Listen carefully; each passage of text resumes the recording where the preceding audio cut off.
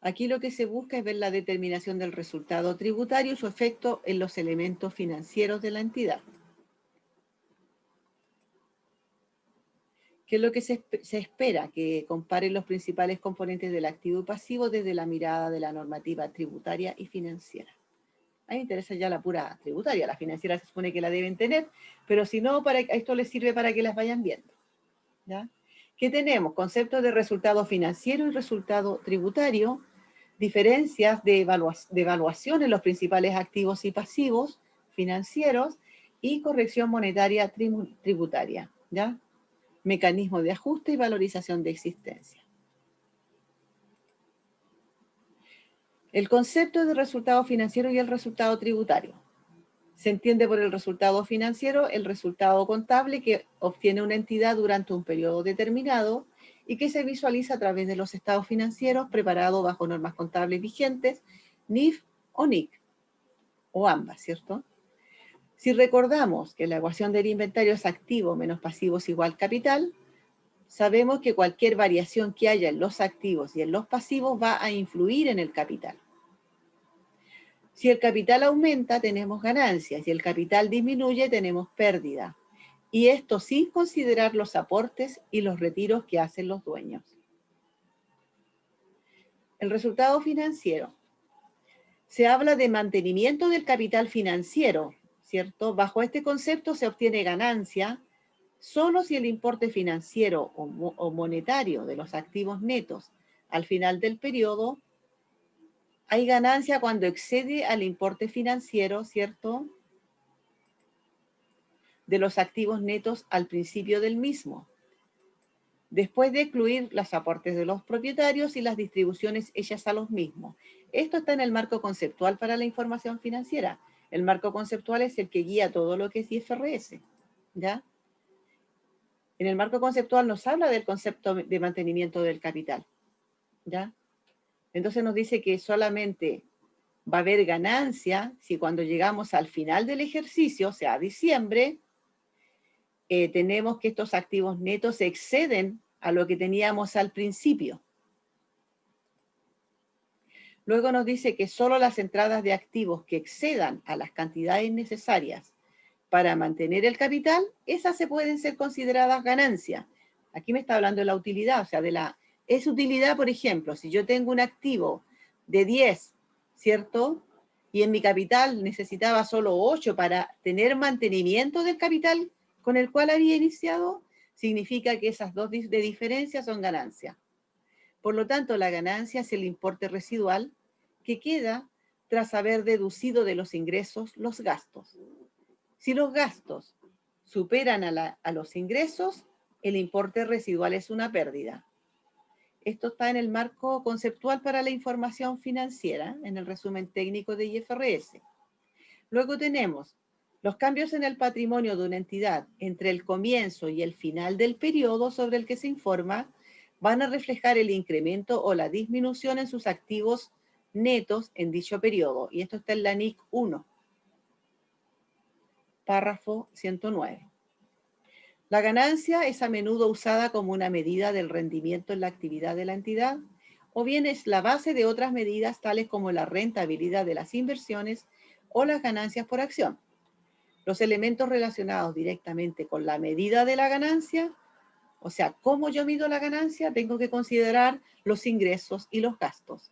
Esto, cierto, está en el marco conceptual para la información financiera.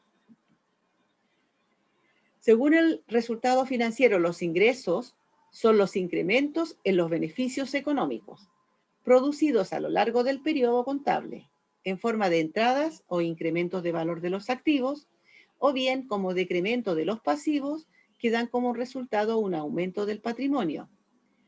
Y este ingreso no está relacionado con que los aportes nuevos de los dueños a este patrimonio. Esto lo vemos en el marco conceptual, ¿cierto?, para la información financiera del 2010.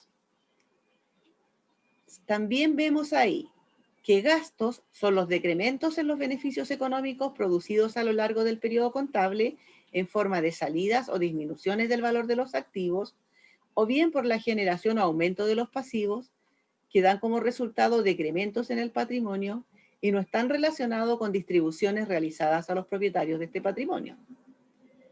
También esto está en el marco conceptual. O sea, así nos definen lo que es el gasto, ¿ya?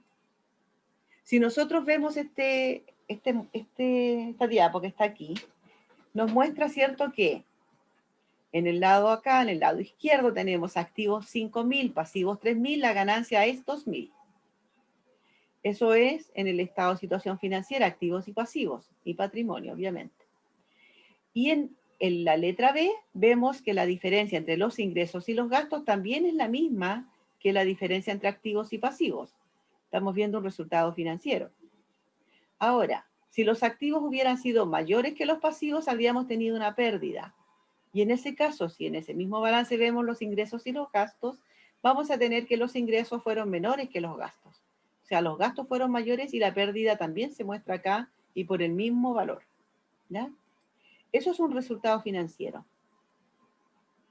Tenemos un capital inicial de 10.000 más la ganancia que tuvo, ¿cierto? El que estábamos viendo de 2.000. El capital final de esta empresa es de 12.000. El mismo caso, la empresa partió con un capital de 10.000 y tuvo una pérdida de 3.000, terminó con un capital propio de 7.000. La ganancia influye en el capital, ¿cierto? La ganancia y la pérdida. Si hay ganancia, aumenta el capital. Si hay pérdida, disminuye el capital.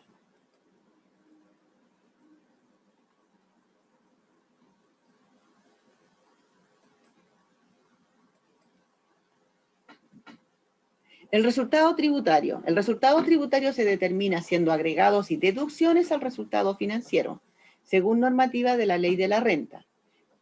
Este proceso se denomina dependiendo del resultado final.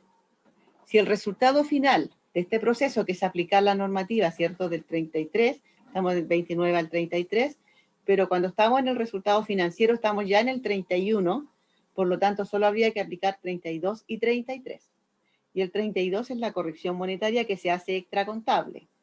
Y una vez que tenemos la corrección monetaria de los activos, del activo fijo, existencia, valores negociables, PPM, depreciación acumulada, pasivos exigibles en moneda extranjera, deudores en moneda extranjera, etcétera, y le aplicamos a toda la corrección monetaria, tenemos entonces un activo a valor contable y un activo a valor tributaria que lo ponemos al ladito, para que con el artículo 33, ¿cierto?, se haga los ajustes. Bueno, en el caso de acá que estamos comparando, es para determinar capital propio tributario.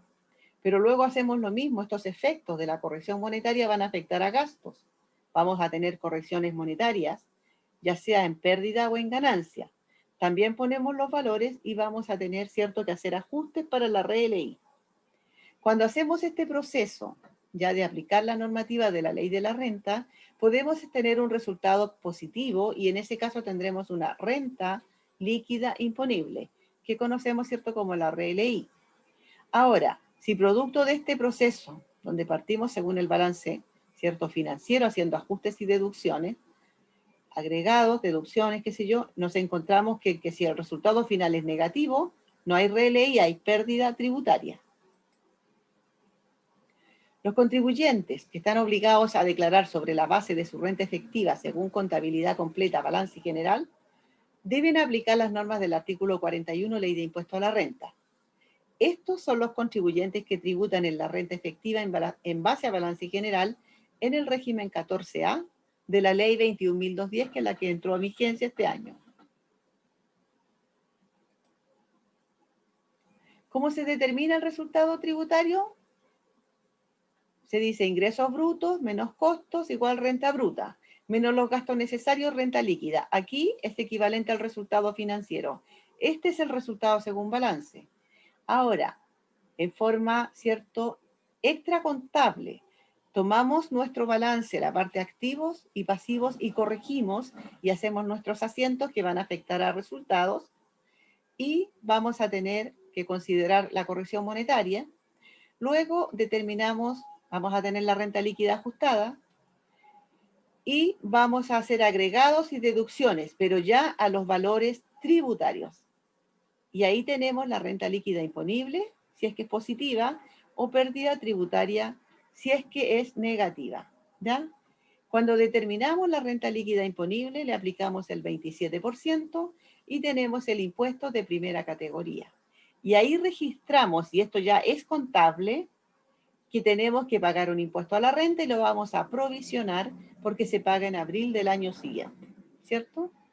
Esto es el asiento del registro de la provisión del impuesto de primera categoría. Esto sí se contabiliza. Dejo de compartir y de grabar.